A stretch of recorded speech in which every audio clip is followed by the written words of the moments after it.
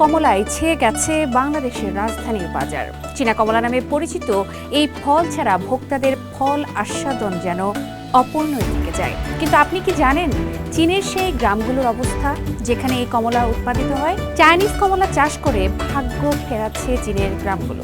কয়েক দশক আগেও যে গ্রামগুলোতে হত দরিদ্র চাষিদের বাস ছিল, তারাই এখন বাংলাদেশ সহ দক্ষিণ ও দক্ষিণ পূর্ব এশিয়ার দেশগুলোতে কমলা রপ্তানি করে স্বাবলম্বী হয়েছেন।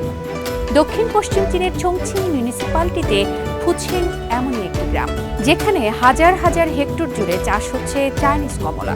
ফল তোলার এই মৌসুমে পুরো এলাকা যেন সবুজ আর হলুদে একাকার। তদুপরি প্রযুক্তির ব্যবহারে দ্রুত ঘুরছে গ্রামীণ অর্থনীতির চাকা।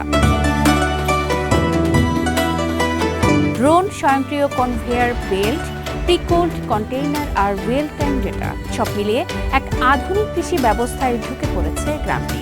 প্রায় 500 মিটার উঁচু পাহাড় থেকে ড্রোনে করে ফল নামছে মাত্র 2 মিনিটে।